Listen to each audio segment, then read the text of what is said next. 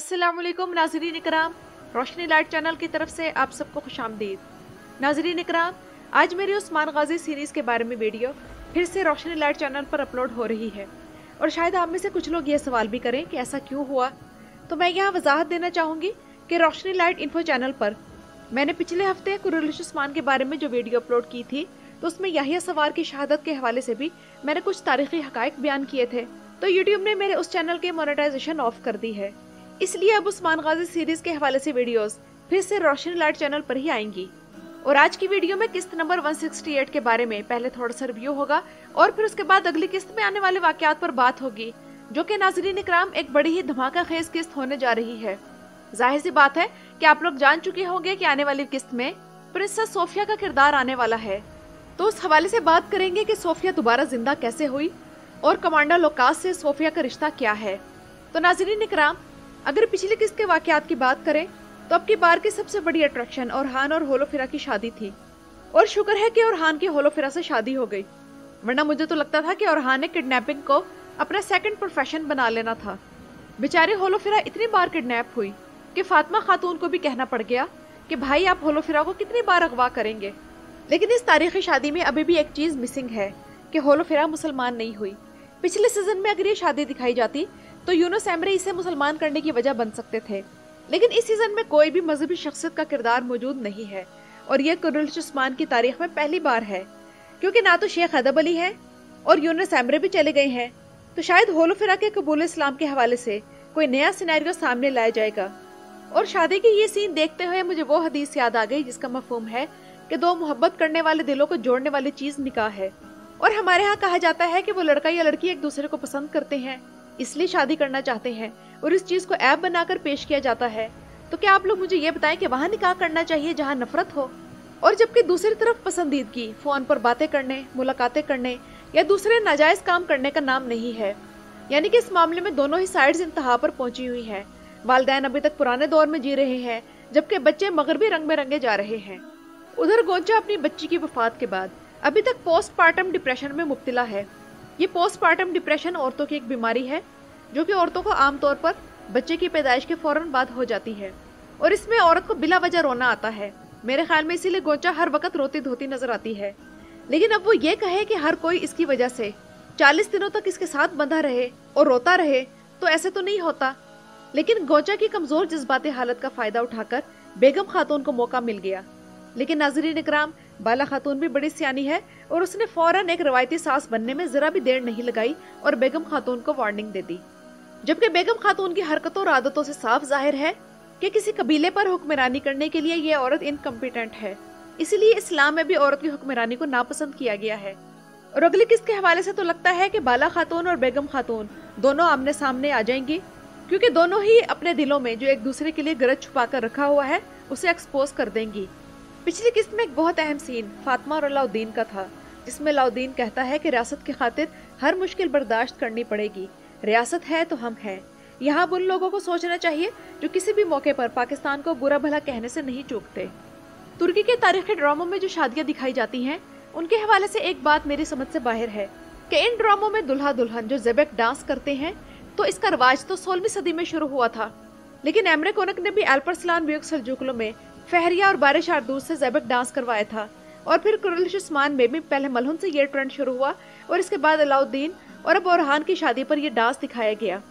और उस्मान बे का ये जमाना 14वीं सदी का जमाना है, तो एक डांस जो कि शुरू ही 16वीं सदी में हुआ था, तो वो 200 साल पहले कैसे हो सकता है। और अब नाज़रीन इकराम आते हैं अगली किस्त की तरफ, जिसके हवाले से बड़े अरसे बाद महमद बुज़दैग ने मद्दाहों को इस तरह हैरान परेशान कर दिया है जो वो पहले काफी अरसे से नहीं हुए थे। मसलन सीजन 1 में नजर आने वाली प्रिंसेस सोफिया सीजन 6 में आ रही है और हम नए ट्रेलर में ये देख भी चुके हैं। तो वैसे सोफिया के आने के बारे में हलचल पहले ही मच गई थी, और जब ये खबर आई कि एक पुराना किरदार दोबारा से इस सीरीज में वापस आ रहा है, तो मद्दाहों ने अंदाजे लगाने शुरू कर दिए थे। किसी का कहना था कि आग तैमूर आ रहा है, किसी का कहना था कि तुर्गुत बे, क्योंकि तुर्गुत बे जिस ड्रामे में काम कर रहे थे उसमें उनका किरदार खत्म हो गया है, और अपने किरदार के हवाले से तुर्गुत बे ने चंद दिन पहले तमाम सीन्स शूट करवा लिए थे। लेकिन कुछ मद्दाहों का कहना था कि ये मलून खातून होगी, और किसी का ख्याल था कि वो शेख अदब अली है। कुछ डर रहे थे कि कहीं याकूब बे दोबारा वापस ना आ जाएं, और मेरी ख्वाहिश ये थी कि शायद माइकल कोसेस की दोबारा एंट्री हो जाए। लेकिन निकली सोफिया। और वैसे अगर सोफिया के बजाय महमद बोज़दैक अगर माइकल कोसिस की वापसी का ऐलान करते तो मद्दाहों को ज्यादा खुशी होती।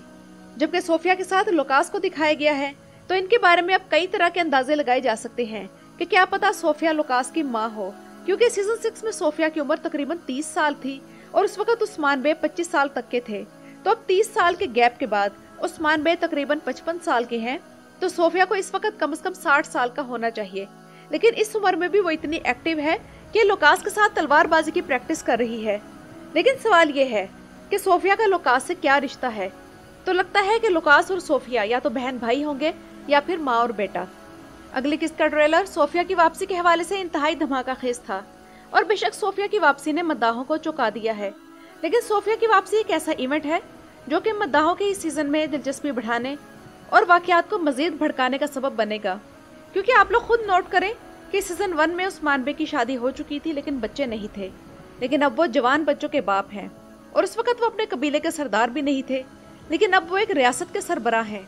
इसके अलावा वो इस वक्त 1 दर्जन के करीब बाज़ंतीनी कलों के मालिक भी हैं।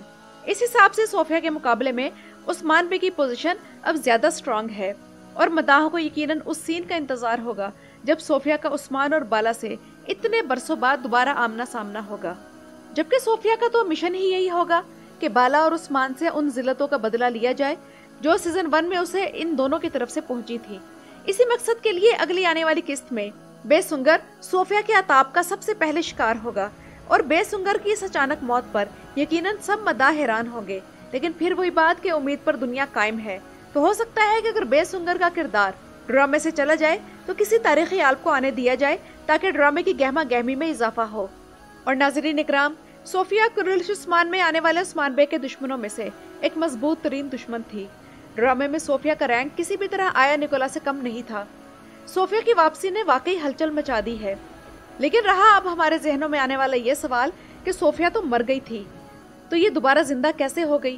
क्योंकि कम से कम ड्रामे में तो यही दिखाया गया था कि उस्मान बे ने तलवार उसके पेट के आर पार कर दी थी, तो अब वो जिंदा कैसे हो गई? तो इसकी वापसी के हवाले से सिनेरियो ये है कि किस्त नंबर 27 में इसकी राइट हैंड हेलन सोफिया के जख्मी होने के बाद उसे वहां से किसी महफूज मकाम पर ले गई थी, क्योंकि सोफिया जख्मी थी लेकिन मरी नहीं थी। हेलन ने उसका इलाज करवाया और फिर सोफिया का किरदार अदा करने वाली अदाकारा ने अपना यही किरदार फिर से सीजन 2 में प्ले करना था, लेकिन अपनी कुछ खानदानी मजबूरियों की वजह से वो दोबारा से इस सीजन में नहीं आ सकी। इसलिए महमद बोज़दैक को सीजन 2 में आया निकोला का किरदार लाना पड़ा था, जो कि बहरहाल सोफिया से ज्यादा अच्छा विलन साबित हुआ और अपनी लाजवाब परफॉर्मेंस की वजह से मद्दाहों को आज भी याद है। तो नाज़रीन इकराम, ये तो थी मेरी आज की वीडियो। सोफिया की वापसी के बारे में अपनी राय का इजहार कमेंट्स में जरूर कीजिएगा। मेरे चैनल पर आने का शुक्रिया।